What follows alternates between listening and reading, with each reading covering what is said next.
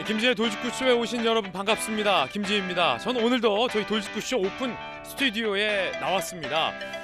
이 경찰국 신설을 두고 경찰 간부들 사이에서의 어떤 집단 반발 움직임이 나오고 있습니다. 경란 이렇게도 조간신문 표현되고 있는데 서장들 모임인데 주동자들에 대해서 직위 해제 조치가 나온 걸 두고 반발이 일고 있습니다. 여야도 굉장히 치열합니다. 잠시 후에 이 이야기 나눠보겠습니다. 저는 비가 오나 눈이 오나 매일 아침 이곳에서 여러분을 기다리겠습니다. 김지의 돌직구쇼 지금 라이브로 시작합니다. 잠깐만요.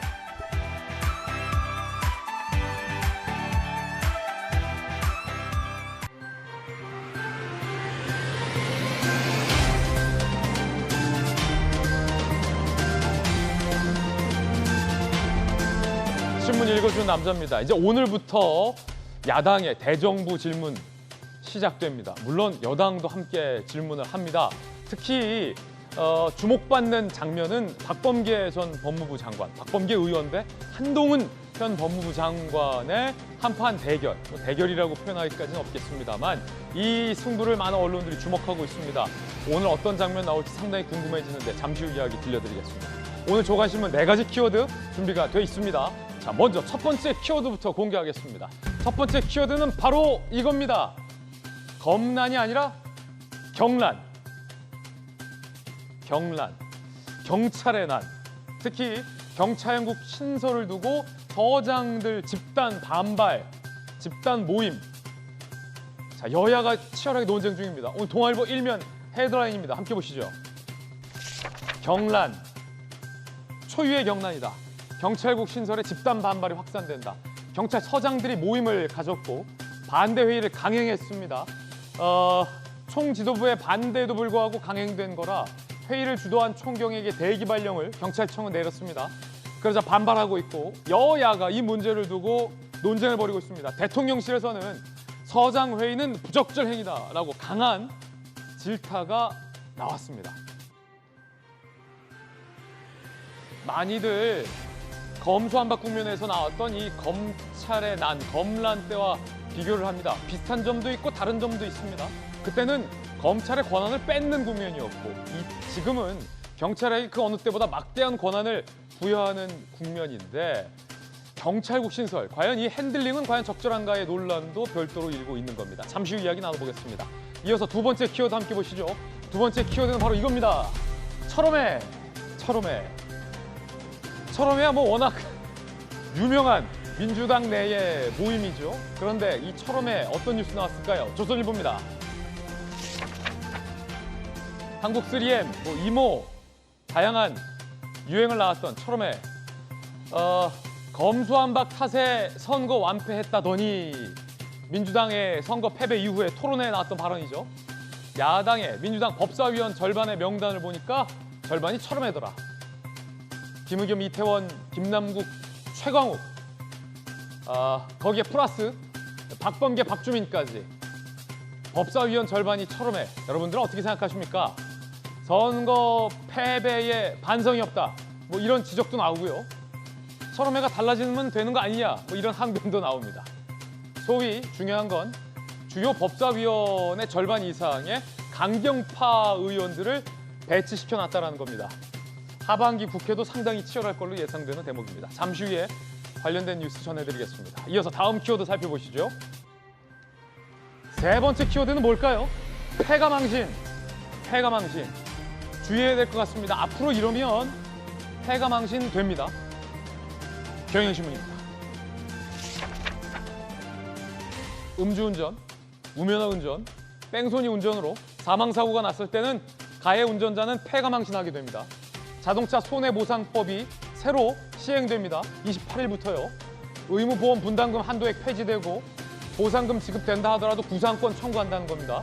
음주운전 때, 무면허 때, 뺑소니 때 이로 인해서 사망사고나 혹은 그에 준하는 피해 결과가 나왔을 때 피해액을 본인 부담이 된다는 새 자동차 손해보상법이 28일에 시행된다는 것 명심하시기 바라겠습니다.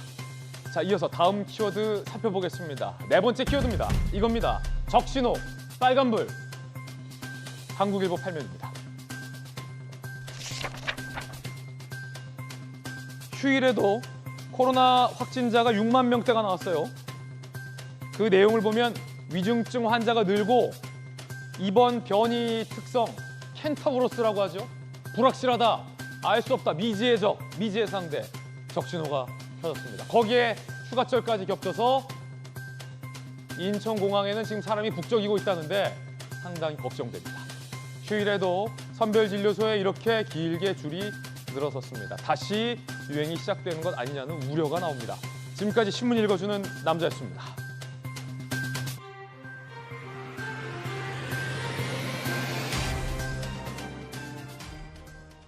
활기찬 새 주의 시작입니다. 월요일 아침 함께하신 분들 소개해드리겠습니다. 기자 출신의 교수, 한신대 김수경 교수, 윤석열 대통령의 복심 김병민 전 대변인 나오셨습니다.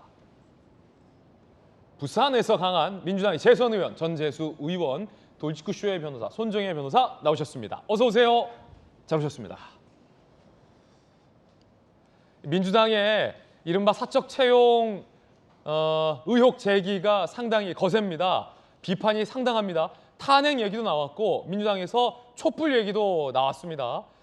그리고 그 중심에는 고민정 의원이 연일 용산 대통령 집무실 앞에서 1인 시위를 하고 있는데 고민정 의원이 과연 사적 채용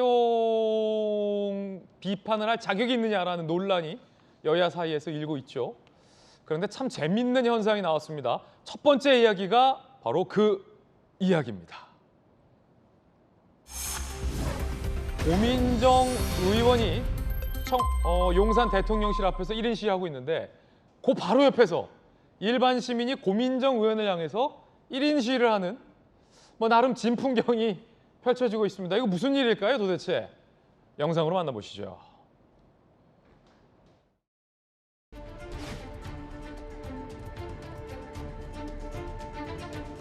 저 그 당시 나름 꽤 검색하면 이름이 많이 나오던 사람이었습니다. 네. 제가 방송만 14년을 했었고요. 네. 그러한 능력들이 인정을 받아서 인재 영입이 됐던 케이스였죠. 굳이 그렇게 따지자면 저는 1989년에 공채되었던 사람이니까 사실 수십 년 했지만 그래도 공적 논의의 장에서 토론 배틀에 참여를 했었기 때문에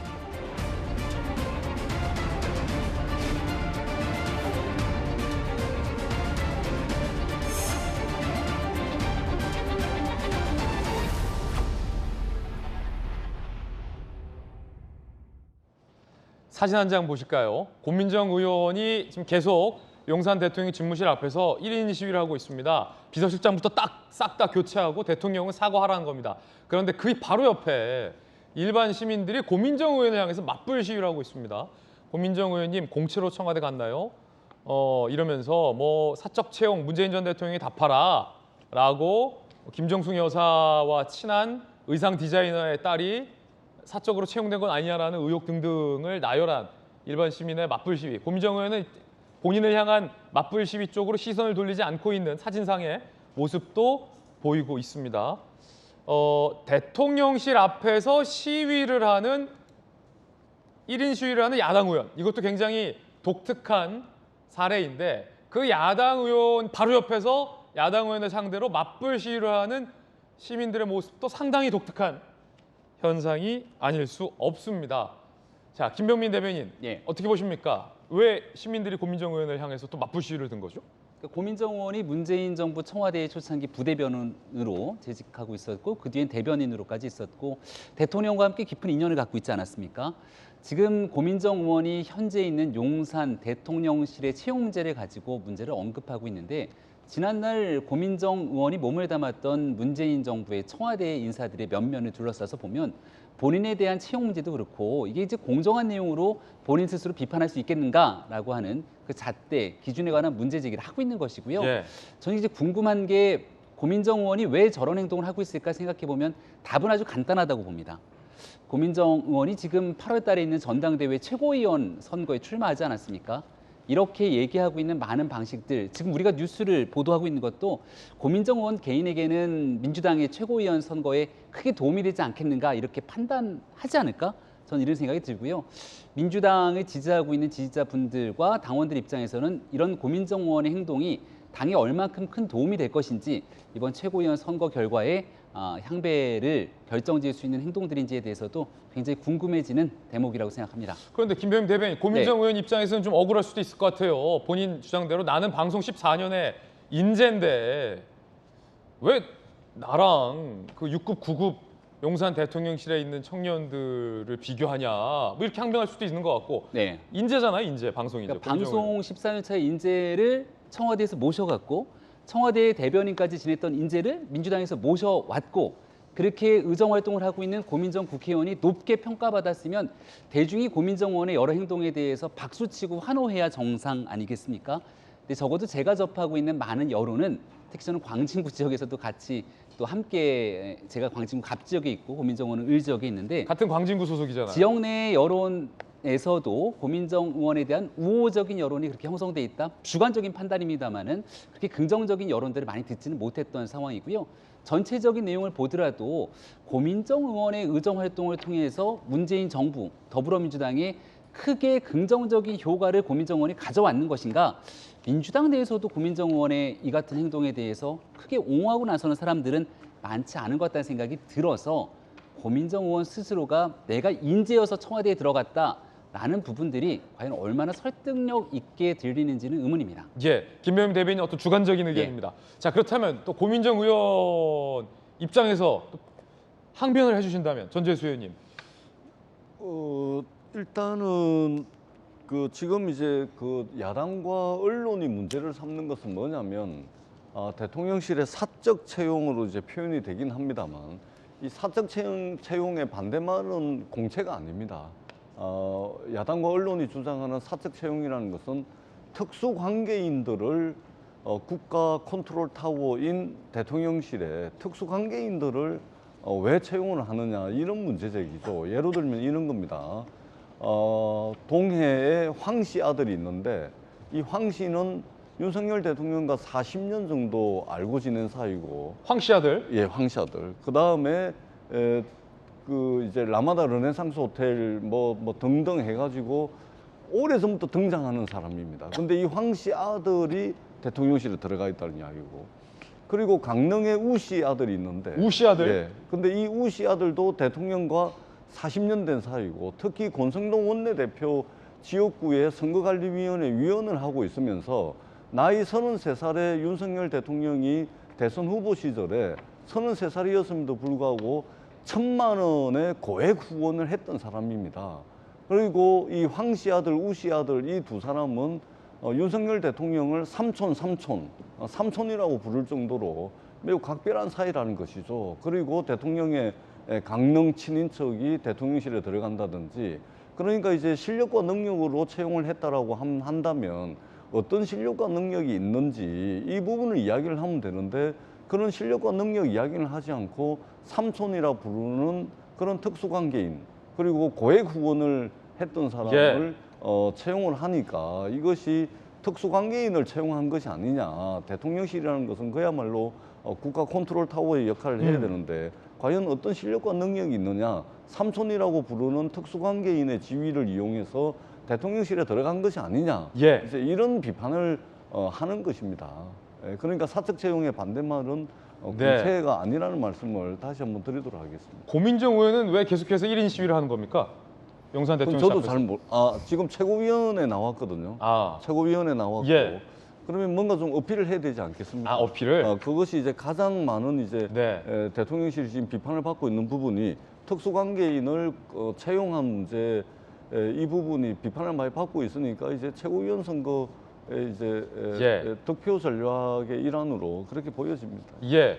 황 씨 아들, 우 씨 아들 등등등 김병임 대변인 지금 야당에서는 후원금하고 삼촌이라고 부르기 때문에 그냥 능력도 없는데 갖다 쓴 거 아니냐라는 문제 제기예요? 아마 청와대에 계셨던 전재수 의원님을 비롯해서 민주당 인사들이 가장 잘 알지 않겠습니까? 바로 직전까지 청와대 그리고 국가 권력기관의 최고 정점이 있었기 때문에 어떤 방식으로 채용 시스템이 진행되는지를 매우 잘 알 거라고 생각을 합니다. 거듭 설명을 드리지만 처음 선거를 시작했던 지난해 6월 검찰총장이 지냈던 윤석열 전 총장 입장에서는 정치 참여에 대한 경험이 없기 때문에 소수의 사람들로 아는 지인들과 함께 처음 시작했던 정치 참여에 소수 그룹들이 있었던 것이고요. 경선을 거치고 또 선대위로 출범하는 과정들을 거치면서 그 안에 모여있던 사람들이 저마다 제 역할을 하면서 조금씩 정권 교체를 위한 일을 해나갔습니다.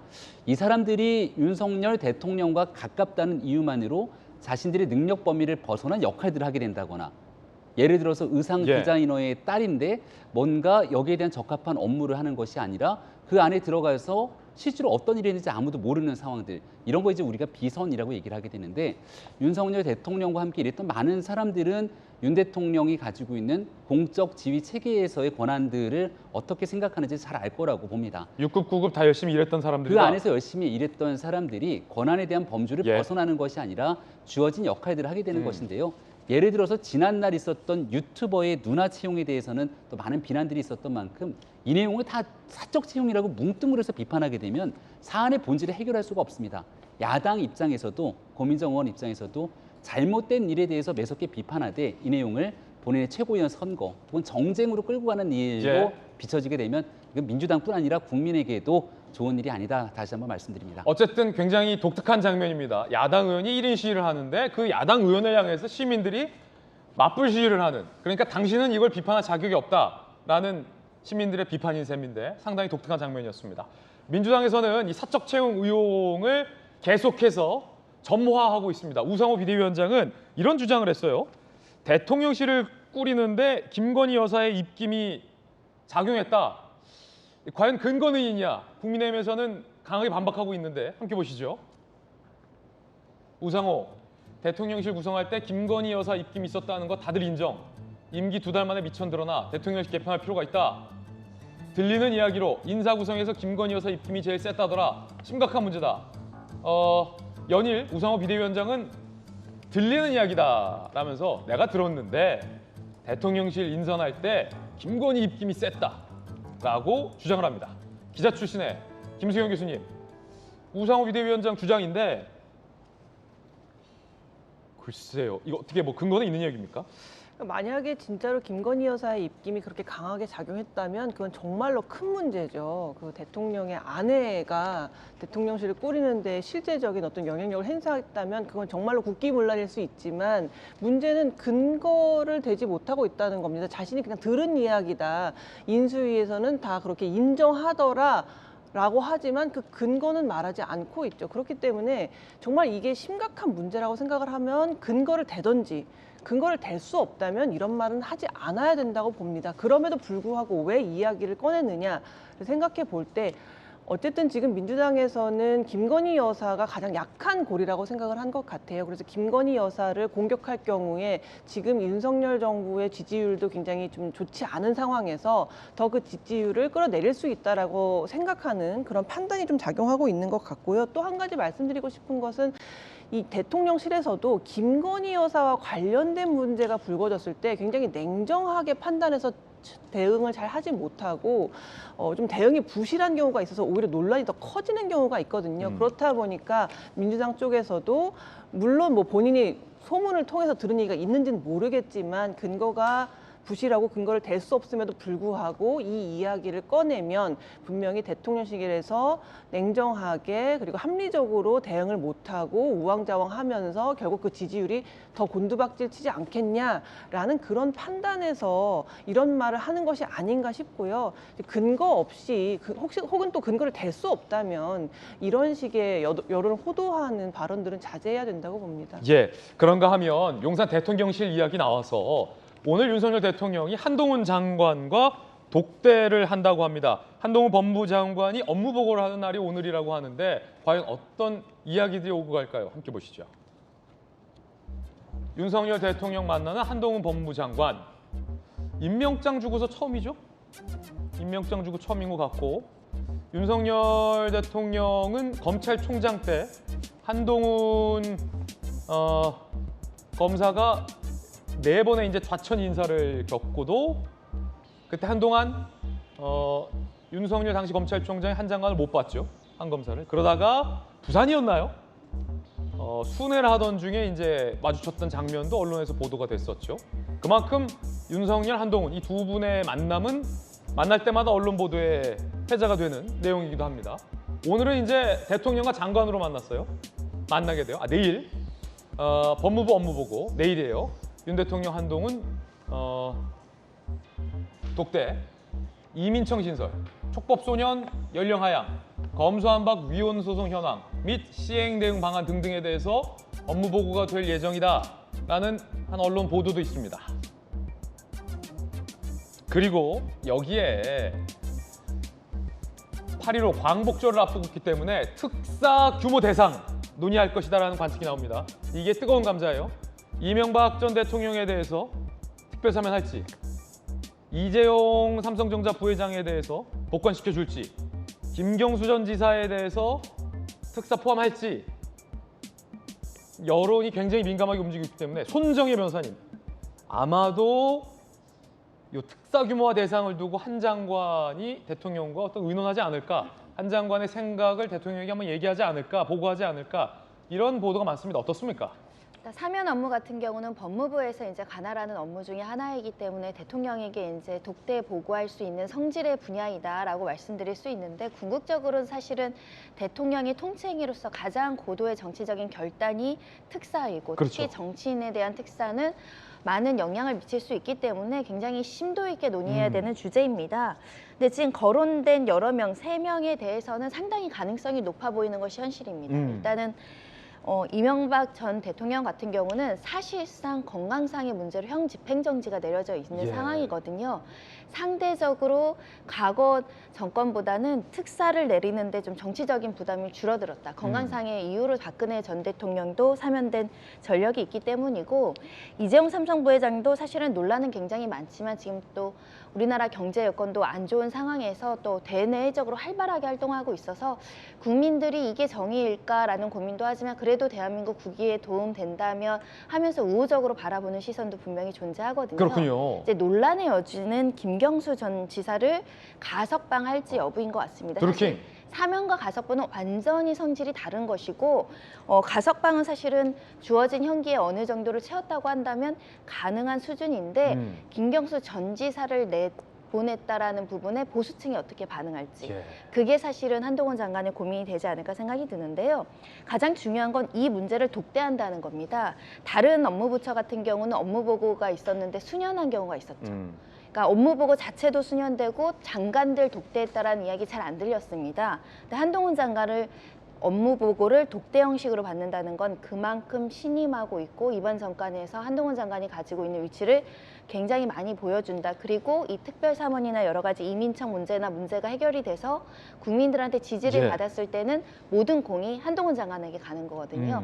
앞으로 어떻게 평가받을지 지켜봐야 될 것 같습니다. 야권 일각에서는 조국 전 장관의 아내 정경심 교수도 사면 내지 뭐 가석방 해줘라, 이런 요구도 있죠. 근데 현재로서는 그 관련 사건, 그 조국 전 장관 사건이 확정이 안 돼 있는 상황인데다가 아직은 그 국민들 마음속에서는 이게 사면할 정도의 어떤 일단 반성, 그리고 참회, 그리고 인정, 이런 모습들이 비춰지지 않았기 때문에 현재로서는 사면 이야기가 나오긴 굉장히 어렵지 않을까 생각이 들고, 다만 가능하다면 정경심 교수 같은 경우는 또 건강상의 문제가 여러 차례 보도가 돼서 의학적으로 필요한다고 한다면 이명박 전 대통령처럼 형 집행정지 정도는 가능하지 않을까 합니다. 조국 정경심 부부는 인정, 참회, 반성이 안 돼 있다라는 손정혜 변호사님의 돌직구 발언도 함께 들어봤습니다. 윤석열 대통령이 지난 22일에 사면과 관련해서 이렇게 이야기를 했습니다. 들어보시죠. 모든 국정이라고 하는 것은 그 어떤 목표, 헌법 가치 그런 거에 국민들께서 어떻게 생각하시냐 하는 그런 정서, 이런 것들이 다 함께 고려돼야 하지 않겠습니까? 너무 또 정서만 보면은 현재에 치중하는 판단이 될 수가 있고, 우리는 또 미래지향적으로 가면서도 현재 국민들의 정서까지 신중하게 감안할 생각입니다. 예전에 노무현 전 대통령 같은 경우는 농담반 진담반으로 대통령 힘들어서 못 해먹겠다, 뭐 이런 얘기도 했다는데, 윤석열 대통령이 한동훈 장관, 정말로 신이 많은 한 장관 만났을 때 이제 속에 있는 얘기들을 두 사람이 터놓을 텐데, 어떤 이야기들을 또 주고받을지도 상당히 좀 궁금해지는 대목입니다. 그런가 하면 이 한동훈 장관을 향해서 살해 협박글을 올린 사람이 있었다고 합니다. 내가 한동훈을 처리하겠다. 하여튼 이런 사람들 무슨 생각으로 이런 글 올리는 건지 모르겠습니다. 김수영 교수님, 좀 글을 보면 나라를 위해 내가 한동훈을 처리하고자 한다. 주소까지 확인했다. 기다려라. 이런 사람들이 꼭 있어요.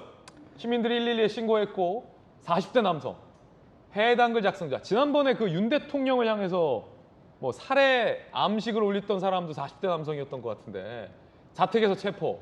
해당 계정은 현재 폭파 상태라고 하는데 폭파가 뭐 진짜 폭탄을 터뜨린 게 아니라 계정을 지웠다 뭐 이건데 이 뭐 하는 분입니까?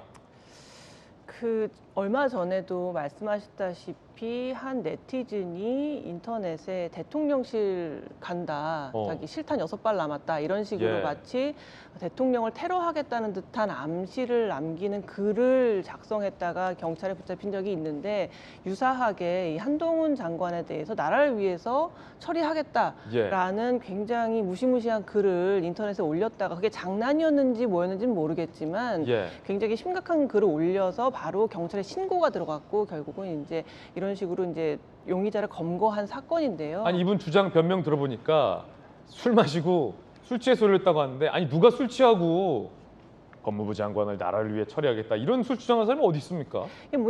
올린 사람은 그게 장난이었고 홧김에 올렸다고 할 예. 수가 있겠지만 이런 글들은 굉장히 조심을 해야 되고 실제로 이것이 테러로 이어질 수도 충분히 있는 가능성이 있는 글이기 때문에 그럼요.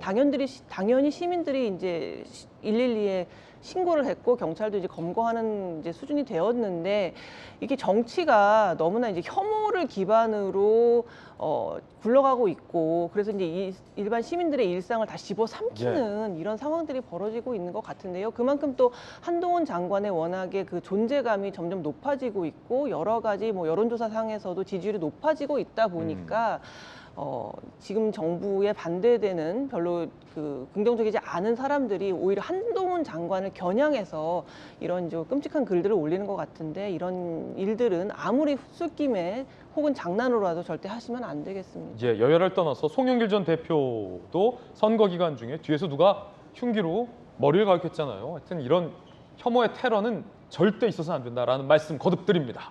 첫 번째 이야기 살펴봤고요.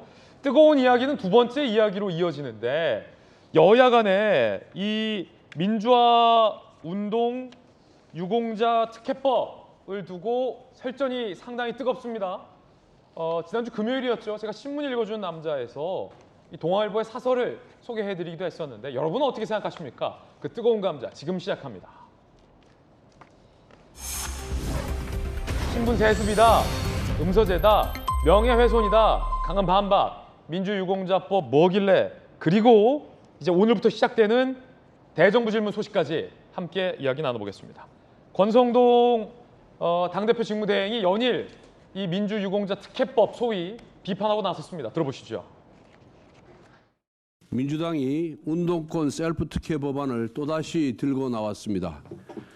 예우와 특혜는 본질적으로 다릅니다. 대선 이후 민주당은 조국 사태를 반성한다고 했습니다. 그런데 이제 보니 불법 특혜에 대한 반성이 아니라 아예 특혜를 법으로 만들어 버리자는 것입니다. 합법적 조국이 되려는 시도를 멈춰 주십시오. 민주유공자법, 국민의힘에서는 소위 셀프보상법 내지는 민주유공자 특혜법이다라고 반대를 하고 있는 법안입니다. 여러분들은 어떻게 생각하십니까? 권성동 원내대표의 비판 들어보셨는데 그제에도 또 이 운동권 신분 세습법이다라고 강한 비판의 글을 올렸습니다. 국민의힘에서는 반대하고 있습니다. 반발하고 있죠. 민주당은 부끄럽지 않나? 운동권 출신과 자녀들에게 생애주기에 맞춰서 특혜를 준다면 말이 좋아 유공자 예우지 사실은 운동권 신분 세습법이다.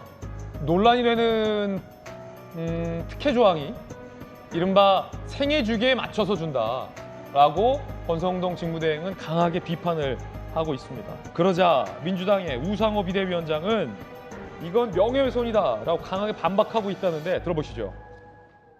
자꾸 운동권 출신들이 셀프 보상 받으려고 한다고 공격을 하시니 사실이 아니지만 그래서 법을 통과시키기 어렵다고 하시면 혜택을 다 덜어내겠다.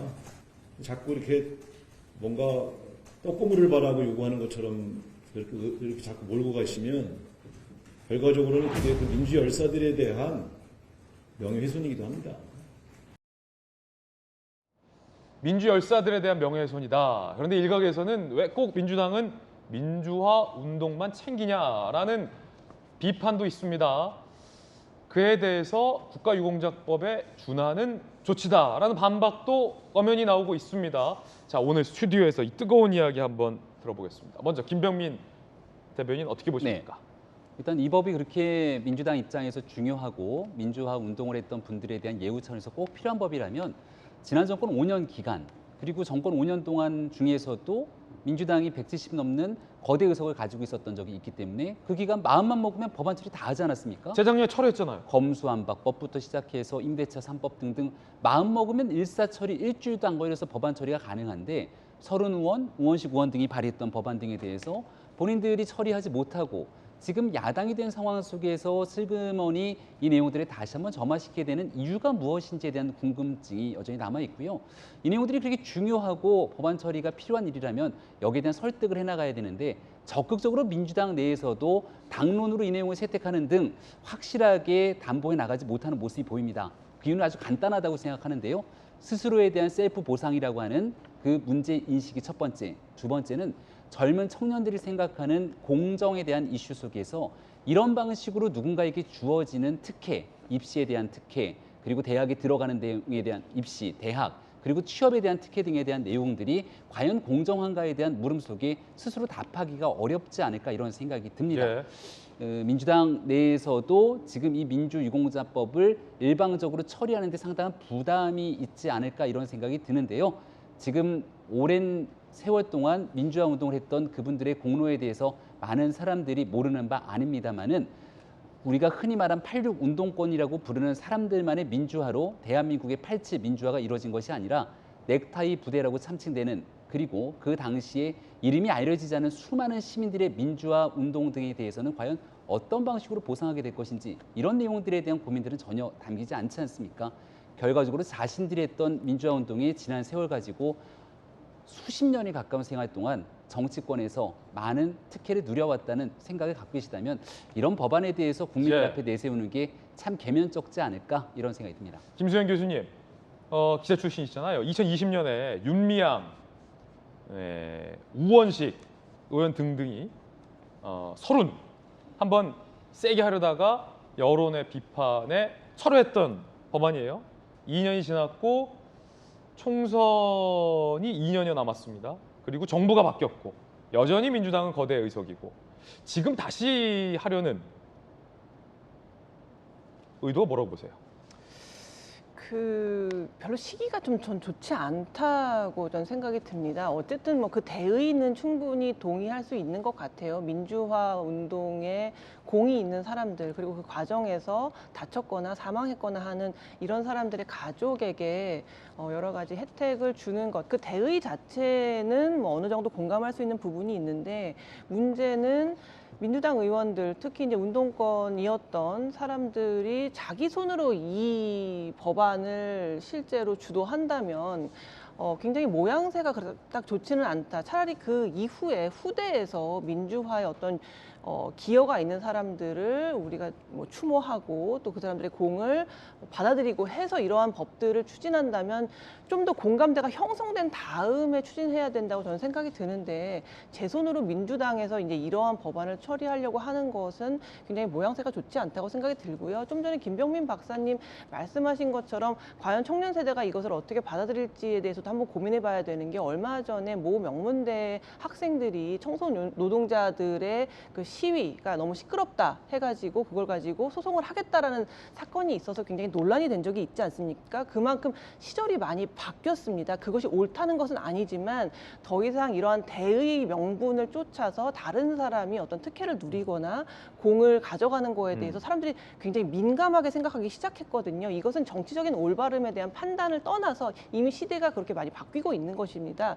그렇기 때문에 민주화 유공자의 자녀들이 만약에 어떠한 뭐 대학 입시라든가 여러 가지 특혜를 받게 될 경우에 예전 같으면 민주화 운동을 하느라고 가족을 돌보지 못한 그 자녀들에게 어느 정도의 그 손해를 보전해 준다라고 이해했겠지만 이제 세상이 많이 바뀌었기 때문에 그런 것들에 대해서 굉장히 민감하고 반대 여론이 역풍이 불 수 있는 가능성도 높아지고 있기 때문에 이 법의 제정 과정이 굉장히 시끄러울 수 있고 공감대가 아직까지는 그렇게 넓게 형성되지 않았기 때문에 무리하게 추진하는 것은 오히려 민주당에게 역풍을 가져올 수 있다라는 생각이 듭니다. 예, 전재수 의원님, 뭐 두 분 예. 굉장히 비판적이고 네.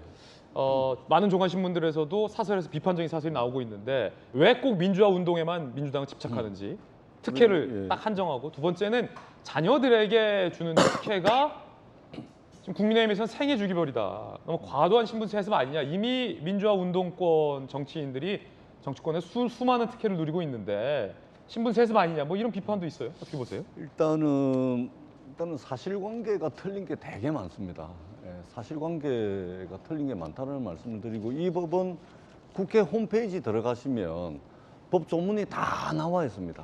법조문이 다 나와 있음에도 불구하고 집권여당의 원내대표께서도 허위 사실관계 완전히 틀린 것을 지금 언론에 대고 막 이야기를 하고 있거든요. 그래서 대표적으로 예로 들면 입시에서 특혜를 준다.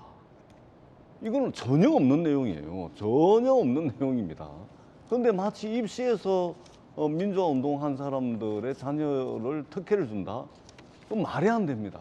그다음에 입시를 앞두고 있는 이 법에 말하자면 예우 대상으로 돼 있는 사람들 중에 이게 직계 가족들이 포함이 되는데 입시를 앞둔 자녀가 있을 수가 없습니다. 그리고 대부분 이분들이 대부분 이제 결혼하기 전에 돌아가신 분들이에요. 결혼하기 전에 이제 심하게 다치신 분들이거든요. 대표적으로 이제 대학 다니면서 이제 열심히 민주화를 위해서 헌신하다가 이제 돌아가신 분들, 예. 또 크게 다치신 분들, 이분들 대한민국 전부 다 해가지고 한 800명 정도 됩니다. 800명. 이미 이분들은 800명이 다 추려졌는데 800명에서 더 늘어날 가능성도 없고, 또 대부분 우리가 잘 알고 있는 87년 6.1 항쟁하면 이제 박종철 열사, 이한열 열사 이런 분들 생각나지 않습니까? 이분들이 지금 민주화 운동 관계자로 돼 있지 민주 유공자로는 안 돼 있습니다. 그렇기 때문에 이분들에게 주어지는 소위 말해서 예우라는 것은 특혜라고 표현을 하는데 예우죠, 예우. 예우라는 것은 뭐냐면 새로운 어떤 것을 만드는 것이 아니고 국가유공자법에 국가유공자로서 우리가 주차할 때 주차 요금 할인해 준다든지, 또 톨게이트 지나갈 때 톨게이트 비용 할인해 준다든지 이런 것들이 있거든요. 그러니까 국가유공자에 준해서 주어지는 예우에 대해서만 이제 그렇다라는 말씀을 드리고, 또 셀프 보상이라고 말씀을 하시는데 민주당의 민주화 운동을 하신 분들이 많다 보니까 혹시 민주당 국회의원들을 위한 셀프 보상법 아니냐 이런 말씀을 하시는데, 예. 민주당 국회의원들 적용 대상이 한 명도 없습니다. 한 명도 없다는 말씀을 드리고, 이 법은 여야가 합의 처리하는 것을 저희들 목적으로 합니다. 강행 처리 안 한다? 무조건 합의 처리입니다. 예. 만약에 국민의힘에서 특혜라고 이야기되어지는 부분들에 대한 문제 제기가 있으면 그것은 싹 다 드러내고 하겠다. 왜냐하면 이것은 자신의 목숨을 바쳐가지고 민주화 운동을 했던 사람들의 명예를 회복시키는 것이 주안점이지 무슨 보상을 해주는 게 목표가 아닙니다. 그리고 박종철 열사 부모님, 그다음에 이한열 열사 부모님도 마찬가지예요. 그렇기 때문에 이것이 마치 무슨 신분을 세습해 주는 것처럼, 아니 지금 이 사망하고 다치신 분들이 지금 현재 신분이 무슨 재벌입니까? 그런 재벌의 신분을 아들에게 세습해 주는 겁니까? 그렇지가 않죠. 우리가 지난 반세기 만에 대한민국이 산업화와 민주화 동시에 이루었습니다. 대단한 국민 아니겠습니까? 민주주의를 위해서 돌아가신 분들, 크게 다친 분들, 이 800명이고 기껏해야 지금 현재 국가유공자법에 따라서 예우를 해준다 하더라도 1년에 예산 10억 들어가는 겁니다. 그렇기 때문에 사실관계를 예. 너무 오도하지 않았으면 좋겠다라는 말씀을 드리고, 과도한 측면이 있다면 그것은 다 드러내겠다, 이 말씀도 아울러서 드리도록 하겠습니다. 네. 정확한 사실관계에 대한 내용들만 아마 설명을 조금 드릴 필요가 있겠다 싶습니다. 왜 민주유공자법에 대해서 특혜성 시비가 있게 되는지, 대상자에게 수업료 입학금을 면제하고 학습 보조비를 지원하겠다는 내용이 담겨져 있고요. 공공기관 및 200명 이상 사기업의 채용 시 만점에 5에서 10% 정도의 가산점을 주는 내용을 담고 있습니다. 아마 이 내용을 지켜보게 되면 이런 내용들이 특혜가 아니고 무엇이냐 반박하는 시민들이 많이 계실 거라고 생각하고요. 본인 또는 유족 중 한 명 감정평가에까지 장기 저리 대출 혜택을 주고 공공 민영주택 우선 공급 혜택 등을 지원하는 내용들을 담고 있죠. 전재수 의원님뿐 아니라 지금 민주당에서는 혜택이 과도하면 드러내면 된다 이런 얘기를 합니다. 아니 애당초 만들 때 그렇다면 이런 내용들을 모르고 담았다는 것도 아닐 테고 충분하게 국민들과 공감할 수 있는 내용들을 바탕으로 법안을 만들어내면서 지금 있게 되는 여당과도 같이 협치할 수 있는 틀들을 만들어야 될 텐데 이미 국민적 여론 속에서 민주운동을 했던 분들의 자녀들에게까지 과도할 정도로 특히 공공성을 훼손시킬 정도로 공정성을 훼손시킬 정도로 특혜를 주는 것 아니냐 이런 여론들이 파다하게 퍼져 있는 상황 속에서 어떤 협조가 잘 진행될 수 있을지 의문이라는 생각이 들고요. 민주화 운동에 나선 분들에 대해서 충분한 예우를 하게 되는 것 당연히 대한민국 국민 중에서 반대하는 분들은 없을 거라고 생각합니다. 다만 앞서 설명드린 것처럼 채용에서의 가산점 같은 문제는 이들에 대한 혜택 때문에 결국 공정한 기회에서 배제되는 또 다른 시민들이 있을 수 있는 굉장히 중차대한 문제이기 때문에 애당초부터 이런 법안을 처리하려고 시도했던 민주당에게 비판의 화살이 돌아오고 있다는 점도 조금 인지할 필요가 있다고 생각합니다. 다시 한번 짧게 말씀드리면 두 분이 지금 많이 달라요. 말씀하신 내용이. 특혜가 없다. 여기는 특혜 조항이 굉장히 많다예요. 다시 한번 말씀을 드리지만 이 법은 국회 홈페이지 들어가시면 조문이 전부 다 나와 있습니다. 그거 보시면은 다 나와 있다는 말씀을 드리고 이분들을 위해서 별도로 만든 특혜는 하나도 없습니다. 국가 유공자들이 있지 않습니까? 우리 주변에 국가 유공자분들 계시죠?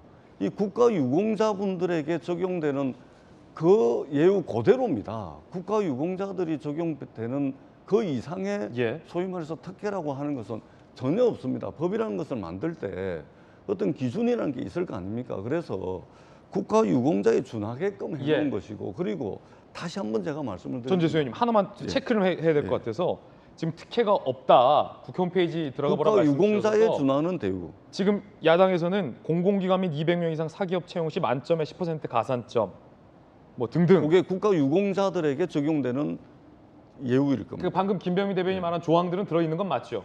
그게 국가 유공자에 준하는 예우기 때문에 들어가 있는 걸 겁니다. 그러니까 국가 유공자들 지금 현재 적용되는 부분들이 있습니다. 그렇기 때문에 그것을 능가하는 새로운 특혜라는 것은 전혀 없다라는 말씀을 드리고 민주주의를 위해서 부모 자식들 한번 생각을 해보세요. 박종철 열사 부모님, 이한열 열사 부모님, 대학생이면서 독재에 맞서가지고 자신의 목숨을 바치고 그 결혼도 하지 못하고 죽은 그 아들들을 가슴에 묻었던 사람들입니다. 그리고 이분들도 실제 혜택을 받을 수 있는 직계 좀비속은 그렇게 많지가 않습니다. 기껏 해봐야 얼마 되지가 않습니다. 전체 다 해봐야 800명인데 이 800명도 다 적용을 받는 것이 아니거든요. 그렇기 때문에 우리가 이제는 21세기에 민주운동 과정에서 겪었던 이분들을 민주운동 관계자에서 국가 유공자로 민주유공자로 명예훼손을 하는 절차적으로 국가가 마무리를 하는 것이지 보상을 해주기 위한 입법이 아니라는 말씀을 다시 한번 드리도록 하겠습니다. 입법의 취지에 대한 말씀 그리고 여당의 특혜라는 비판 공의 전해드렸습니다. 자, 그런가 하면 국회 이야기 나와서 오늘 윤석열 정부의 첫 대정부 질문이 오후부터 시작됩니다. 박범계 의원이 한동훈 장관을 상대로 질의에 나섰습니다. 자, 공수교대다라고 민주당은 벼르고 있고 국민의힘에서는 오히려 잘 됐다라고 준비하고 있다고 합니다. 함께 보시죠. 윤석열 정부의 첫 대정부 질문 어떻게 이루어질지 보시죠. 자, 오늘부터예요. 대통령실 사적 채용 논란 민주당에서 벼르겠다. 검찰 편중 인사 벼르겠다. 이거 인사농단이다. 용궁이냐 뭐 이런 비판 나오고 있죠. 이 문제에 거론하며 박홍근 민주당 원내대표가 탄핵 얘기도 꺼내 들었어요. 최근에. 자, 국민의힘에서는 아니 해라 들어와 라는 분위기. 서해공무원 피살 사건, 북한어민 북송 사건 등등 대북 사건, 안보 문제 집중적으로 추궁할 예정이다 라고 여야가 모두 벼르고 있습니다. 그중에서도 오늘이 첫날인데 첫날부터 상당히 뜨겁습니다. 바로 이 두 사람의 맞대결. 한동훈 장관 대 박범계 전 법무부 장관인데 사실 민주당에서 많은 내로라 하는 의원들이 한동훈 장관을 벼르지만 한동훈 장관의 뭐 너무나도 손쉬운 판정승이었다라는 평가가 많습니다. 대표적으로 최강욱 의원, 한국 3M, 뭐 김남국 의원, 이모, 이수진 의원, 취권이냐, 뭐 이런 등등등등. 민주당에서 나섰지만 한 장관을 상대로 본전도 못 찾았다. 뭐 이런 여론의 질타가 상당히 많았는데 과연 박범계 전 장관은 한동훈 장관을 상대로 제대로 된 질의를 할 수 있을지도 상당히 궁금해집니다. 함께 보시죠. 첫 질의자가 박범계 장관, 법무부 전 장관이었기 때문에 일단은 민주당 내부에서 최강욱, 김남국, 이수진과는 다르다. 뭐 이런 얘기도 나오고요. 명예회복에 나선다. 뭐 이런 얘기도 나오고요. 첫 단추가 잘 꿰져야 그 옷은 잘 입을 수 있는데 만약에 첫 단추 박범계 질의가 수준 미달이다. 지난번처럼. 그러면 이제 줄줄이 다 스텝 꼬이거든요. 그렇기 때문에 박범계 의원도 상당히 오늘 칼을 갈고 나올 것이다라는 관측도 나오고 있습니다. 그런데 오늘 고민정 의원도 함께 등판합니다. 고민정 의원은 뭐 사적 채용 의혹에 대해서 전면에서 나서고 있는 상황이라서 오히려 이 국민의힘 의원들이 고민정 의원을 상대로 역공격을 할 가능성도 있어 보이고요. 어쨌든 오늘 뭐 고민정, 박범계, 박주민 유명한 분들 다 나옵니다. 민주당 관계자, 이딴 인사 실패에 대해 인사정보관리단 책임을 물어 집중 추궁할 것이다 라고 겨루고 있는 상황입니다.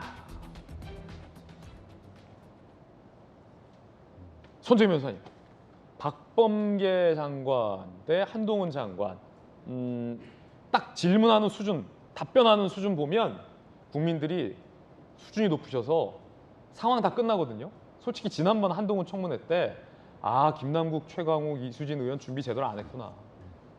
마이크에서는 그렇게 비판을 하고 그렇게 막 뭐가 있을 것처럼 하더니 청문회 준비도 제대로 안 했네. 민주당 지지자들 사이에서도 실망한 분들이 많았던 게 사실. 과연 오늘 박범계 장관은 어떤 모습 보여줄까요? 그걸 의식한 것 같습니다. 그때 실수를 만회하고자 어찌됐든 국회의원 선수나 법조 경험과 또는 이제 법무부 장관의 경력을 다 합치면 박범계 장관이나 전 장관이나 이제 한동훈 장관이나 뭐 법조 실력 면에서는 정치권에서 활동한 면에서는 비견할 실력이 있는데 준비된 성실한 태도가 가장 중요하지 않을까, 겸손한 태도가 가장 중요하지 않을까 저는 그렇게 보고요. 한동훈 장관 스타일은 제가 업법상은 항상 침착하게 대응하고 냉정하고 이성적으로 답변하기 때문에 박범계 장관이 그 페이스에 말리지 않고 치밀하게 준비하고 흥분하지 않는 게 굉장히 관건이 아닐까 생각이 들고요. 박 장관은 한동훈의 페이스에 말리면 안 된다. 흥분하면 안 된다. 네, 일단 흥분하면 지는 겁니다. 그리고 첫 번째로는 우리가 대정부 질문할 때 항상 보면 전투적으로 공격만 하거든요. 그래서 상대방의 공격에 너무나 침착하게 대처하면 오히려 공격하는 사람이 무색해지는 장면이 많았는데 굉장히 중요한 지적이 이낙연 전 총리가 국민의힘 당시 자유한국당 의원들이 막 흥분했는데 이낙연 전 총리가 차분하게 되치게 하는 걸로 판정승을 다 거둬갔잖아요. 그래서 굉장히 굉장히 신사적인 리더십 호평을 받았었던 전력이 있죠. 그래서 저는 박범계 장관이 공격할 땐 공격하고 매섭게 날카로울 때 지적할 건 지적하지만 가장 원내의 다수석을 차지하는 민주당인 만큼 정책을 제안하고 설명하고 그에 대해서 의견을 제시하면서 상호 토론이 가능하게끔 한 사람은 호통치고 한 사람은 방어하는 게 아니라 이쪽에서 잘못된 부분에는 겸손하게 대답을 하고 이쪽에서도 우리가 부족한 보완할 부분이나 우리가 생각하는 다른 대안도 이야기하는 대정부 질의가 됐으면 좋겠습니다. 네, 손재민 변호사님이 상당히 또 정확하고 흥미롭게 관전평에 대해서 말씀을 해주셨어요. 흥분하는 사람이 지는 거다. 오늘 모습은 박범계 의원, 박범계 전임 법무부 장관이었죠. 오늘 조금 전 발언을 저희가 준비했습니다. 따끈따끈한 발언인데 대정부 질의, 특히 한동훈 법무부 장관을 상대로 질의에 나서는 박범계 의원의 임하는 자세, 각오 한번 들어보시죠. 워낙 한동훈 법무부 장관께서 제가 했던 법무 행정을 거의 다 부정하시니까 거의 단절이 됐습니다. 이렇게 되면. 그렇기 때문에 법무 행정이라는 게 아무리 정권이 바뀌고 장관이 바뀌어도 연속성이 있는 부분들이 있는데 다 부정하는 모습을 보면서 그거 이유가 뭔지 좀 따져 물어봐야 되겠어요. 박범계 의원은 자신 있습니다. 따져 묻겠다. 내가 이 법무부 장관한테 이렇게 잘했는데 이걸 다 부인하냐 하며 법무부 장관 선배로서 따져 묻겠다라는 작전이 살짝 엿보였어요. 박범계 의원이 지난 국정감사 당시 윤석열 당시 검찰총장과 질의를 했던 대목은 많이 화제가 됐었죠. 들어보시죠. 윤석열 검찰총장이 누굽니까? 보고받지 않았기 때문에 올랐다. 아니 이 사건이 총장님 자세를 똑바로 해주세요. 네. 수감기관입니다. 네. 윤석열 정의는 선택적 정의라고 생각합니다. 저는 그렇게 생각하지 않습니다. 안타깝게도 윤석열이 갖고 있는 정의감, 공정심 이 부분에 대한 의심을 낳게 되었습니다. 그것도 선택적 의심 아니십니까? 과거에는 안 그러셨지 않습니까? 과거에는 저에 대해서 안 그러셨지 않습니까? 한동훈은 대한민국 사람들이 다 알만한 사람들은 다 윤석열 라인이다, 윤석열 사단이라고 생각합니다. 그때 총장이 온갖 제도를 통해서 한동훈을 비호하기 위해서 활용했습니다.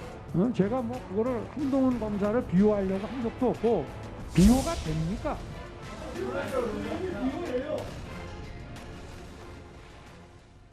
손정혜 변호사님이 박범계 의원을 향해서 흥분하면 안 된다라는 애정어린 조언을 했는데 우리가 과거 영상을 보니까 흥분으로 시작해서 이제 흥분으로 끝나는 장면. 물론 다른 발언도 있었겠습니다만 저 때 판정승도 윤석열 검찰총장이 가져갔어요. 저에 대해서는 과거에 안 그러시지 않았습니까? 왜냐하면 박범계 의원이 윤석열 검사 시절에 성렬이 형 힘내라 이랬다가 갑자기 저렇게 비판을 하고 나서는 대목에서 많이 설득력을 잃었다라는 평가들이 많았기 때문이죠. 오늘 박범계 장관이 벼르고 있다는데 김병민 의원님 어떻게 보세요? 지금 보고 있는 영상, 봤던 영상은 국회의원 박범계 의원의 영상이지 않습니까? 버럭했던 모습들이. 근데 법무부 장관 박범계 장관도 크게 모습이 다르지 않았습니다.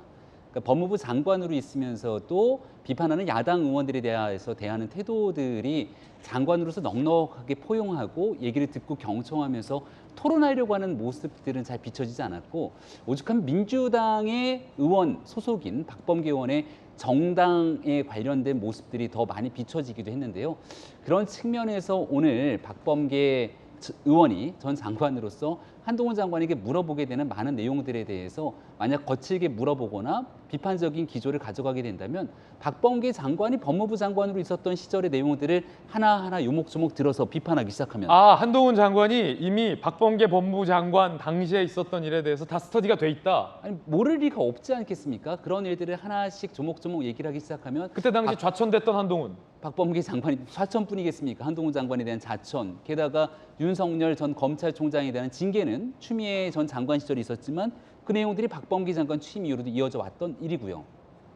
그리고 박범계 장관뿐 아니라 추미애 장관 시절로 넘어가게 되면 그 당시 야당 의원들의 질의에 대해 묻는 막 비판적인 내용들에 대해서 굉장히 조소 섞인 발언으로 소설 쓰시네. 이렇게 얘기해서 야당 의원들을 거의 뒤집어지게 만들었던 게 민주당 정권의 법무부 장관이었거든요. 아마 그때보다는 한동훈 장관이 굉장히 품격 있고 그리고 예의 있게 대정부 질문에 나설 거라고 생각하고요. 이 모든 모습들에서 정말 국민들이 보시기에 따끔하게 지적하고 공감할 만하다 싶은 내용들 중심으로만 박범계 장관이 대정부 질문 잘 준비해야 되지 않을까 싶습니다. 아마 박범계 의원도 잘 아시기 때문에 아마 수준 있는 질의를 아마 준비했을 거라고 생각이 좀 듭니다. 오후에 어떤 모습이 펼쳐지는지 좀 지켜보겠습니다. 자, 그런가 하면 민주당의 연이은 선거 패배, 그 패배 원인을 진단하는 외부 전문가들의 초빙 토론회도 있었지요. 내외 토론회가 많았습니다. 그때 당시 많은 지적이 검수완박 때문에 졌다라는 선거 패배 진단이 나왔었습니다. 그런데 그 검수완박을 주도했던 철험의 멤버가 민주당의 법사위 절반을 차지한다라는 보도가 나왔습니다. 김수영 교수님, 뭐 사실입니까? 네, 지금 보시면 김남국, 김의겸, 최강욱 등 그 민주당 법사위원 10명 중에 검수완박을 주도했던 철험회 소속의 의원들이 절반가량 들어가 있습니다. 그렇기 때문에 아마도 이제 법사위가 굉장히 그 여러 가지 위원회 중에서 되게 중요하죠. 예. 이제 상원이라고까지 말해질 정도로 이 법사위에서 어떤 법이 이제 통과되느냐 마느냐를 결정짓기 때문에 아마 민주당 입장에서도 지금 법사위원장을 국민의힘에게 내줬기 때문에 굉장히 전투력이 강한 사람들을 법사위원에 전면 배치하느라고 이제 철험회 소속 의원들을 아마 다수 포진시킨 것 같다는 생각이 누구 들어가 있습니까? 지금 김남국 의원 들어가 있고 김의겸, 최강욱, 뭐 자들 다 아시고 검수완박 때 굉장히 활약했던 사람들이 김용민 의원 빠졌네요, 법사위 신분은. 네, 그렇습니다. 지금까지 알려진 바에 따르면 일단은 빠져 있는데요. 그나마 김용민 의원이 이른바 그때 헛발질 안 하지 않았습니까, 질의를? 그렇죠. 그때 여러 가지로 그 많은 사람들이 헛발질을 했는데 그때 김용민 의원은 피해갔죠. 예. 그래서 지금 어쨌든 지선을 이제 대선에 의해서 지선까지 완패한 것이 이제 검수완박이 처리되는 과정, 그 과정에서 있었던 여러 가지 꼼수의 행태들, 그럼에도 불구하고 반성하지 않는 모습에 이제 국민들이 실망을 해서 결국 이제 지선에 실패하게 된 강한 원인이고, 특히 철험회 소속 의원들이 물론 뭐 강경한 거 다 좋습니다만 그닥 민주당의 예. 지지도를 높이는 데 기여하기는커녕 오히려 민주당의 지지도와 신뢰를 좀 깎아먹는 데 많이 기여를 한 사람들이 있지 않겠습니다. 김의겸 의원 같은 경우에도 계속해서 그 대선 기간 내내 무속에만 굉장히 집착해서 어떤 합리적인 토론이라든가 합리적인 공격 같은 것들을 저희가 볼 수가 없었고, 또 아시다시피 뭐 김남국 의원 또 뭐 한동훈 장관 청문회에서 정말 불필요한 이야기 해가지고 국민들의 질타를 받았고, 그 노선만 강경할 뿐이지 많이 준비되거나 굉장히 합리적으로 이성적으로 판단해서 아주 면밀하게 공격하는 사람들이 아니었기 때문에. 아, 노선만 강경하다? 그렇죠. 어떻게 보면은 좀 정신승리라고 해야 될까요? 민주당이 추진하고 하자 하는 것들을 밀어붙이는 데는 강하지만 그것을 합리적으로 근거를 대지는 못하는 사람들이 많이 포진해 있어서 이게 민주당의 전략상 과연 좋은 것일까? 그냥 우기기만 잘하는 사람을 법사위에 놓은 것은 아닌가라는 생각도 좀 듭니다. 예. 지난 대선 지선 평가 토론회 민주당 지난달 15일이었죠? 검수완박 강행 처리, 명백한 오류다.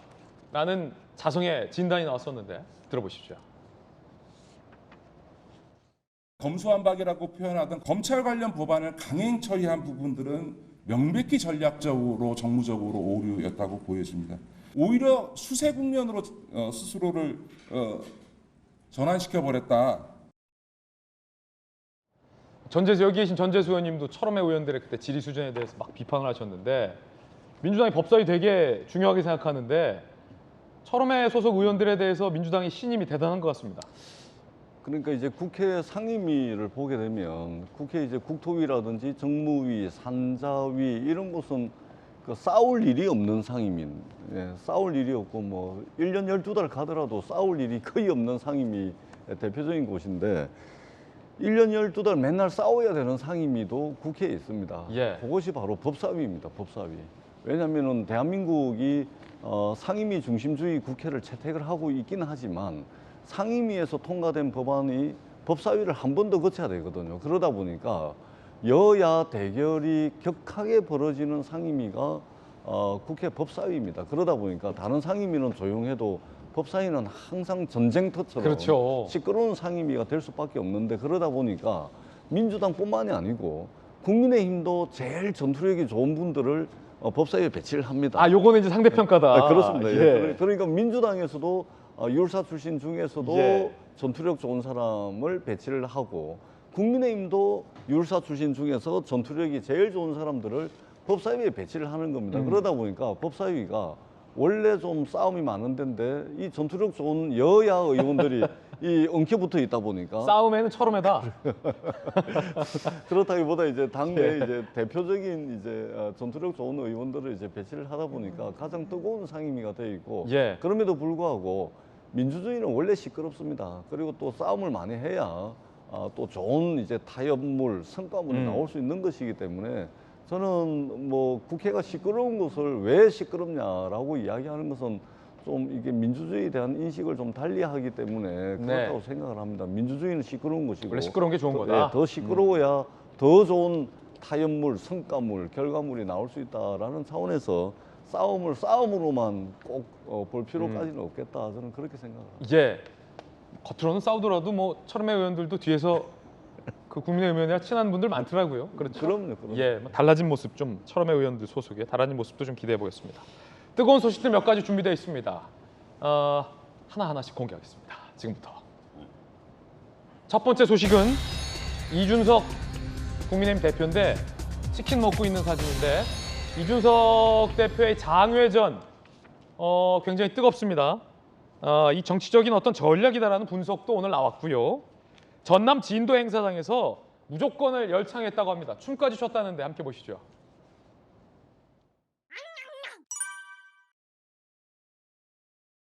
국민의힘 대표 이준석 대표님께서 참석하셨습니다. 큰 박수로 모시겠습니다. 제가 노래 한 곡 하고 가도 되겠습니까? 그러면은 무조건 박상철 씨 무조건으로 한번 해보겠습니다. 당신을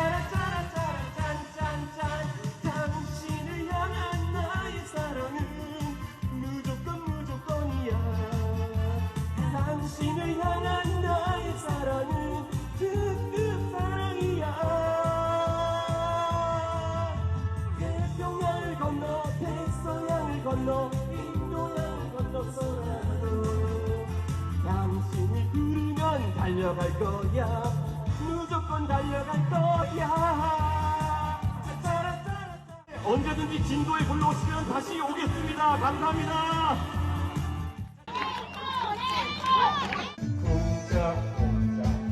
쿵짝쿵짝 내 마음 속에 사랑도 있고 이별도 있고 눈물도 있네. 이준석 대표는 왜 춤추고 노래를 부르고 다니는 걸까요? 요걸 정치부 기자들이 분석한 기사도 나왔습니다. 함께 보시죠. 징계 후 2주 넘게 전국 호남 위주로 순회 중이고 지금 춤에 노래까지 부르고 있어요. 광주, 무등산, 목포, 순천, 호남 떡볶이 먹고 치킨 먹고 신났습니다.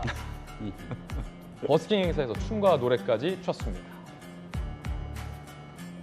급기야 전주 방문 당시 대화 주제는 윤핵관이다 라고 윤핵관을 향한 견제까지 날렸습니다. 이 대표와 가까운 당 우연히 하기엔 호남 방문 빈도가 잦다. 윤핵관을 겨냥한 숨은 메시지다. 장외 전화를 하고 있는 거다. 국민의힘 3선 의원, 호남과 청년 모두 정부 여당의 부족한 부분 아니냐. 내가 강한 게 이거다 라는 자기 어필이다. 하필 무조건 달려갈 거야 라는 노래를 선택한 이유에 대해서도 뒷말이 나옵니다. 손정희 변호사님, 이준석 대표는 왜 이러는 걸까요? 나는 이대로 죽을 수 없다를 보여주는 거죠. 저렇게 함으로 인해서 돌직구 쇼가 이 시청률 높은 아침 프로에서 지금 이준석 당대표를 또 비춰주고 있지 않습니까? 저렇게 이제 자기 홍보를 계속 깨알같이 하다 보면 언젠가 6개월이 지났을 때 자연스럽게 복귀해도 사람들이 이상하지 않네라고 생각할 여지도 있고, 이렇게 이제 사람들 만나면서 어찌됐든 우호적인 지지 세력이 더 모일 가능성이 있잖아요. 일단 내가 법적으로 다투거나 아직 경찰 수사가 종결되지 않았기 때문에 앞일은 알 수 없으나 내선에서 할 수 있는 정치인이 가지는 인지도는 꾸준하게 죽이지 않겠다라는 의도로 해석됩니다. 그렇군요. 김병 대변인님, 지금 이 대표가 가장 마음이 편해 보여요. 이 대표가 갈등에 있었던 권성동 직무대행, 장제원 의원 다 마음이 불편해 보이는데, 왜냐하면 권성동 직무대행 굳이 언급하지 않아도 장제원 의원도 무수히 많은 뉴스 지난주에 나왔잖아요. 이 대표 표정이 가장 밝아 보이는데 어떻습니까? 사실은 윤리위 징계 이후에 나오는 모습들인데 국민의힘 일각에서는 대표가 윤리위 징계에 대해서 지금 받아들이지 않고 있는 상황인데, 자중하는 모습이나 새롭게 태어나는 모습이 아니라 춤추고 노래하고 즐기고 본인을 지지하는 지지자들과 만나서 다양한 음식들을 먹으면서 굉장히 즐겁고 속편한 모습들을 보이고 있잖아요. 어떻게 보세요? 장외 정치를 이어가고 있는 거죠. 이준석 대표가 대놓고. 다만 이제 공개적으로 과거에 SNS에 글을 쓰면서 윤석열 대통령과 가까운 정치인들을 막 쏘아댔던 그 대결의 정치 구도에서는 좀 빠지고 약간 아웃복싱처럼 뭔가 장외에서 이렇게 사람들을 만나고 은근슬쩍 내가 했던 때가 더 좋지 않았어? 라고 얘기하게 되는 모습을 은연중에 비추는 것이 아닌가 이런 생각이 듭니다. 저는 그런 측면에서 두 가지 정도 지적이 좀 필요하다 싶은데요. 첫 번째는 윤리위 징계에 대해서 여전히 이런 방구 얘기하지 않고 있는 이준석 대표. 과거에는 이 내용 전체를 부인하지 않았습니까? 근데 징계 이후 숙고하는 모습이 온데간데 없이 사라졌다는 비판들이 있기 때문에 지금 저런 정치 행보의 이면에는 여전히 윤리위 징계를 받아들이지 않고 있는 모습처럼 비춰지거든요. 경찰의 이 수사 결과에 대한 이 결론 종결이 이제 곧 나오게 될 텐데, 그때 이 내용에 대해서는 어떤 식으로 얘기하게 될 것인가 한 가지가 남아 있는 것이고요. 두 번째는 이준석 대표가 저렇게 움직일 수밖에 없도록 만들어준 지금 당 지도부가 스스로 돌아봐야 될 필요가 있다고 생각합니다. 왜냐하면 이준석 대표가 장외를 돌면서 표정이 굉장히 좋지 않습니까? 저는 이준석 대표의 표정이 좋은 게 사실은 굉장히 좀 불편하게 다가오는 분들이 많을 거라고 생각되는데요. 상식적으로 생각하는 여권의 지지자라면 연일 빠지고 있는 대통령과 정부의 지지율, 그리고 지금 현재 국민의힘이 각종 어려운 경제 위기 속에서 제대로 뭔가를 타개해 나가지 못하고 있는 불편한 내용들, 이런 것들에 대한 무게감을 느끼게 된다면 즐거울 수가 없는 상황 아니겠습니까? 근데 지금 현재 그만큼 집권당인 국민의힘의 지도부가 이준석 대표가 징계를 받은 뒤에 권한 직무대행 체제를 끌고 가게 되면서 훨씬 더 국민들께 다가서고 공감할 수 있는 정치의 모습을 보여줘야 되는데 그런 내용들을 보여주지 못하게 되니까 오히려 이준석 대표의 표정이 밝은 것 아니냐, 이런 분석들도 가능하거든요. 예. 혁신위 등등 이준석 대표가 했던 일들이 일부 있긴 합니다만은 지금 권성동 원내대표의 직무대행 체제 내에서 당 지도부가 심각한 위기 상황을 느끼고 있다면 정말 국민들과 함께 소통하면서 한껏 혁신해 나갈 수 있는 모습들을 보여주게 되는 것이 진짜 중요할 텐데 그런 모습을 제대로 보이지 못하고 있는 게 오히려 장외 정치를 하고 있는 이준석 대표에게 힘을 더 실어주는 게 아닌가, 이런 비판이 가능할 것 같습니다. 박지원 전 원장도 김병민 대변인처럼 이준석 대표와 현 지도부를 모두 다 비판했습니다. 징계 확정된 여당 대표는 전국을 돌며 춤추고 노래하고 직무대행은 입만 열면 문재인 정부, 민주당만 비난하면서도 여소야대 전국에서 협치를 주장한다. 이준석 대표나 지금 지도부나 다 문제가 있다라고 박지원 전 원장은 비판을 했습니다. 첫 번째 소식 전해드렸습니다. 이번엔 뜨거운 소식 함께하고 있는데 두 번째 소식입니다. 이건 역시 상당히 지금 뜨겁습니다. 어떤 소식일까요? 실루엣의 정체는 바로 박지원 전 비대위원장과 이재명 의원 간의 폭로전이 나왔는데 박지원 전 비대위원장이 이재명 의원의 개양 공천과 관련돼서 폭로를 했습니다. 그러자 우상호 비대위원장이 박지원 전 비대위원장을 향해서 그때 있었던 일 폭로하지 마라라고 경고에 나섰는데 어떤 폭로일까요? 내용은 좀 충격적입니다. 개양을 선거 당시, 사실 저도 그때 취재해서 아는데 민주당에서 이재명 의원이 개양에 공천돼서 출마하는 것에 대해서 비판적인 여론이 굉장히 많았습니다. 그런데 개양을에 공천이 됐고 출마했어요. 당선됐죠. 박지원 전 비대위원장이 이렇게 폭로했습니다. 개양을 선거 당시 이재명 의원이 자신을 공천해달라고 본인에게 요청했다. 당 지도부에게. 셀프 공천을 했다는 거예요. 요구했다는 거예요. 직접 전화에 압박한 부분도 있다. 공천 안 하면 당장 손들고 나올 기세로 말했다. 공천을 결정했지만 그때 지도부로서 지금까지도 후회된다. 라고 박지원 전 비대위원장이 폭로를 했습니다. 굉장히 뜻밖의 폭로입니다. 박지원 전 비대위원장 주장인데 현재는 이 주장대로라면 이재명 의원이 대선을 패배하고 대선 패배의 책임론이 당내에서 거세게 일었지만 본인이 당 지도부에게 직접 비대위원장에 전화를 걸어서 개양을 해 나를 공천하라 라고 셀프 공천을 압박했다라는 내용이 되기 때문에 상당히 지금 뜨겁게 논란이 되고 있습니다. 조응천 의원은 뭐라고 얘기했을까요? 함께 보시죠. 이제야 이해된다. 유독 송영길 이재명 공천에 대해 비정상적이라 생각할 만큼 집착했던 박 전 위원장 사정이 이제 이해됐다. 그때 안 된다 말 못한 미안함까지 보태 이재명 나오면 안 된다 목청 높이는 거다. 라고 조응천 의원은 그랬구나 라는 얘기를 이렇게 한 거예요. 그래서 그랬구나 라고 얘기를 했습니다. 천재수 의원님, 네. 이거 맞습니까? 이재명 의원이 당시에 당 지도부에게 전화로 압박해서 나를 개양에 공천하라. 다른 민주당 의원들 반대 많았는데 여기 계신 전재수 의원 포함해서 이 셀프 공천 압박한 거 맞습니까? 저도 잘은 모릅니다. 잘은 모르는데 저때 당시에 이제 비대위원장이 공동 비대위원장이었습니다. 한 분은 윤호중 비대위원장, 또 한 분이 이제 박지원 비대위원장이었는데 최근에 박지원 비대위원장이 이제 이재명 의원과 관련돼 가지고 여러 가지 이제 비하인드 스토리 또 비판적인 내용들을 많이 이야기를 하고 있습니다. 그 와중에 이제 공천 과정의 비하인드 스토리까지 이제 공개를 하는 것인데, 그래서 공동 비대위원장이 두 분이었고 박지원 위원장은 이재명 의원의 이 말을 이렇게 받아들였는지 모르겠지만 또 윤호중 비대위원장은 또 다르게 받아들였을 수가 있거든요. 그렇기 때문에 이것은 굉장히 주관적인 판단이라고 생각을 합니다. 그리고 그때 반대를 했다면 끝까지 그러면은 반대하지 않았던 이유는 무엇이고 그렇게 결정할 수밖에 없었던 어떤 당내에 복잡한 사정은 있었던 것은 아닌지 종합적으로 좀 이야기를 해줄 필요가 있겠다. 이렇게 단편적으로 이야기를 하게 되면 최근에 박지원 위원장이 보이고 있는 그 모습의 연장선상에서 파악할 수밖에 없거든요. 지금 현재 박지원 위원장이 어떤 이야기를 하든 당에서 이렇게 저렇게 크고 작은 분란들을 일으켜 왔기 때문에 발언의 무게라든지 발언의 신빙성이 상당히 떨어지는 부분들이 있습니다. 이것을 좀 넘어서려면 종합적인 그런 이야기를 좀 해주는 게 좋지 않을까. 그리고 더 좋은 것은 이야기하지 않는 것이 비대위원장으로서 맞겠죠. 기왕에 하시려면 조금 더 많은 주변 상황까지 같이 이야기를 좀 해줬으면 좋겠다는 생각입니다. 예, 상세하게 종합적으로 이야기하지 않을 거면 입다라다. 그런 질타예요. 야, 이거 왜냐하면 표면적인 이유는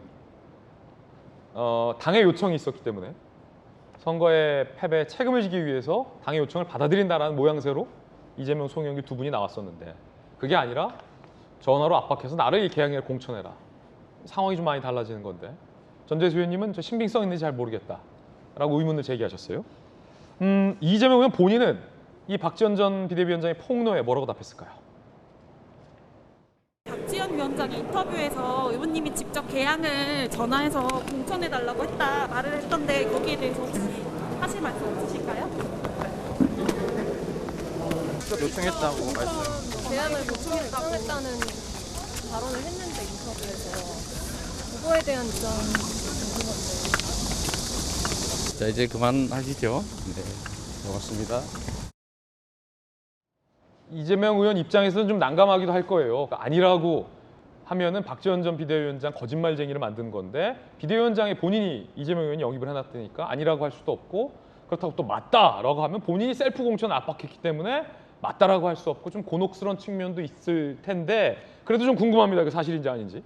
아니면 아니라고 얘기했을 것 같아요. 그래요? 저는 이재명 의원 같은 경우라면은 지금 이 이야기가 본인의 정치적인 생명에 굉장히 부담을 주고 압박을 하는 그런 주장이잖아요. 사실 그때 명분 자체는 정치인으로서의 무한 책임을 지기 위해서 자기가 정말 원하지 않지만 정말 어깨가 무거워서 그 책임감을 가지고 지금 개항을 해 출마한다라는 식으로 얘기를 했었는데 알고 보니까 셀프 공천이었다는 것이고 그것은 본인의 정치적인 명분을 굉장히 깎아먹는 거기 때문에 아니면 아니라고 했을 것 같고요. 사실 그렇다 보니까 그때 송영길 전 의원의 그 서울시장 원래 컷오프가 돼서 못 나오게 됐던 걸 다시 번복해가지고 서울시장을 나오게 했잖아요. 그 이유는 무엇이었냐면 결국 개항을 비워줘야만 했기 때문에 결국 그랬던 것이 아닌가. 모든 것이 이렇게 아기가 딱딱 맞는 거예요. 그 박지원 위원장의 그 이야기를 들어보면. 그렇기 때문에 아무래도 이 사실관계는 뭐 정확하게는 알 수 없지만 이재명 의원에게는 굉장히 정치적으로 부담이 되고 본인의 어떤 대의 명분을 깎아먹는 그런 주장이라고 할 수 있겠습니다. 예, 다양한 의견 전해드렸습니다. 뜨거운 소식 함께하고 있습니다. 세 번째 소식 공개합니다. 세 번째 소식은 영상으로 준비한 뉴스입니다. 영상 뉴스. 고속도로인가요? 올림픽대로인가요? 여성이 뭔가를 타고 있는 것 같은데 어떤 소식인지 영상으로 만나보시죠.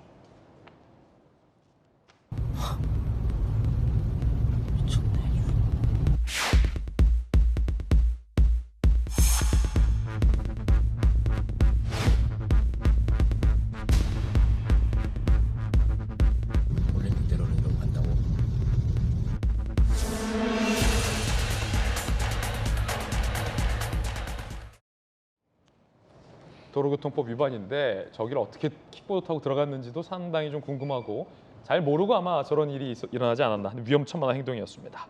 자, 이번엔 저희가 준비한 다음 이야기인데 초유의 경란이다 이런 얘기도 나옵니다. 그 이야기 지금 시작합니다. 오늘의 뜨거운 뉴스입니다. 초유의 경찰 집단 반발 어디까지일까? 경찰국 신설에 경찰에 난 주도자에 대해서 대기 발령이 났는데 대기 발령이 난 경찰은 굉장히 격한 표현들을 쏟아내고 있습니다. 류사명 총경이 경찰 내부망에 경찰국 신설에 반대하면서 전국의 경찰서장들 모여라고 이른바 반발 회의를 주도합니다. 윤익은 경찰청장 후보자는 현안이 산적해 있으니 숙고하라라고 자제 요청을 했는데도 불구하고 이 자제 요청을 듣지 않습니다. 김광호 서울경찰청장도 지역 서장들에게 자제 요청 문자를 지시했는데 이 지시도 듣지 않습니다. 회의 시작 전에 개최 중지 및 즉시 해산 2차례 명령을 내렸는데도 이거를 거부합니다. 즉 경찰 내부의 명령 체계도 여러 차례 거부하며 서장들이 반발 모임을 강행했고 결국 이걸 주도한 류사명 총경은 대기 발령이 났습니다. 류사명 총경이 2차례 직무명령 따르지 않은 건 국가공무원법 57조 위반이다라는 비판의 목소리도 나오고 있습니다. 경찰국 신설에 반대한다는 건데 일단 첫 번째 논란은 경찰 내부의 지휘 개통과 명령 불복이 있었다는 것, 엄연한 경찰 내부의 질서 위반이 있었다는 것, 그리고 두 번째는 경찰국 신설에 반대해서 서장회의가 있었는데 그렇다고 직무 대기, 해제를 한 것이 과연 온당하냐라는 후속 조치에 대한 논란들, 다양한 의견들이 있습니다. 류사명 총경이 회의 전에 이런 얘기를 했어요. 들어보시죠. 이렇게 경찰 제도를 졸속으로 바꾸려는 이런 시도는 잘 살피고 이 국민의 인권과 직결된 경찰의 중립을 우리 총경들이 몸으로 막아내겠습니다. 우리 경찰 조직은 상명하복이 또 특징이기 때문에 그동안은 상사의 명령에 복종하는 분위기였는데 이런 중대한 일에 대해서 우리의 목소리를 낼 수 있다는 것에 대해서 상당히 고무되어 있습니다. 회의 전이었는데 이 반발 회의를 주도한 류사명 총경이 대기 발령 조치가 떨어지자 굉장히 격한 비판 발언을 쏟아내고 있습니다.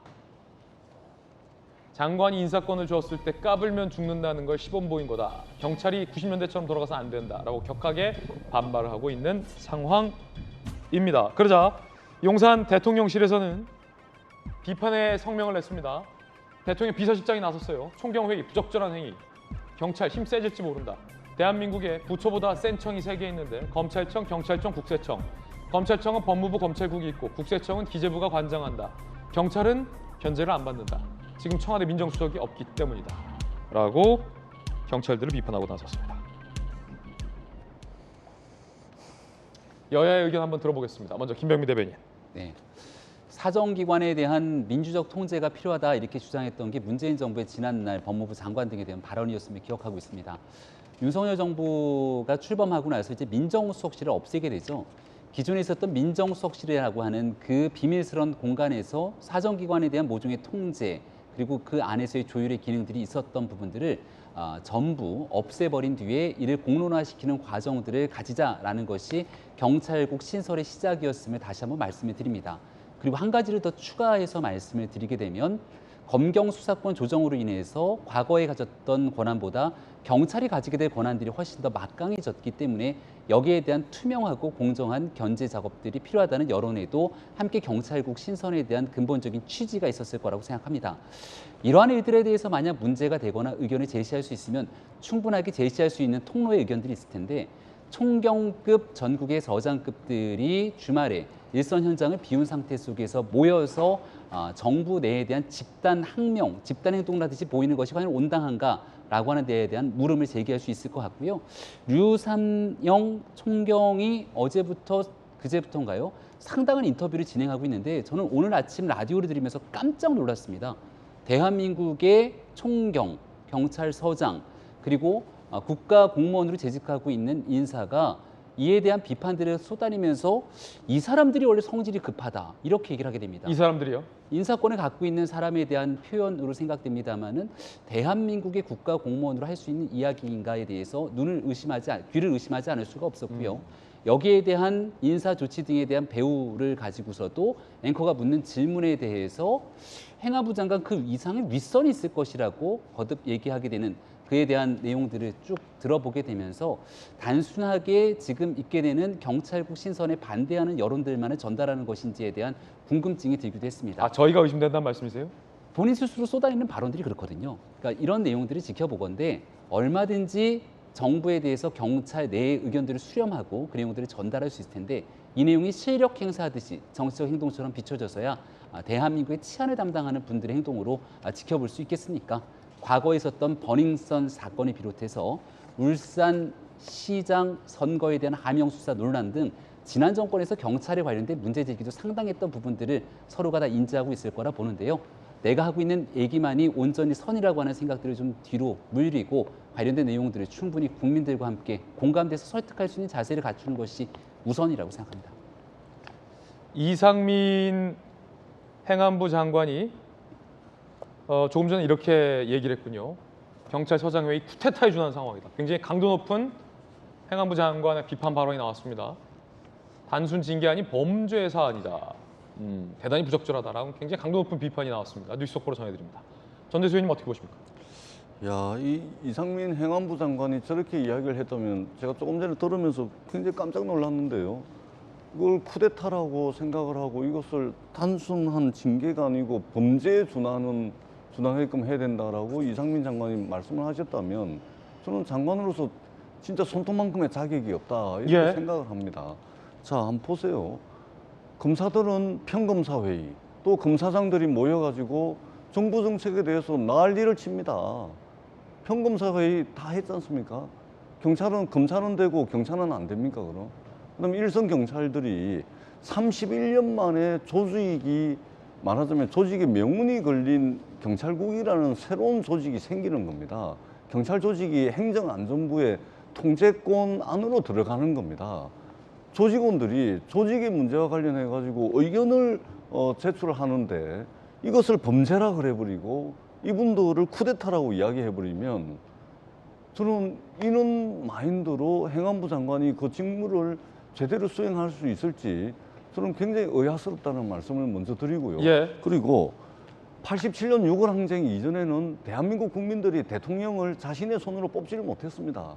87년 6월 항쟁 때문에 국민들이 자신의 손으로 대통령을 뽑았는데 이 87년 6월 항쟁 때 박종철 열사, 내무부가 이 말하자면 치안본부, 지금 현재 행안부 안에 있는 경찰국에 해당하는 치안본부장을 통해 가지고 탁하니까 억하고 죽었다. 결국 6월 항쟁이 촉발되고 이 6월 항쟁으로부터 내무부 안에 치안본부를 없애고 경찰청을 정치적 중립성과 독립성이 보장되게끔 경찰청을 외청으로 독립을 시켰고 31년 동안 경찰의 중립성, 정치적 독립성을 강화시켜 온 것이 경찰청의 역사입니다.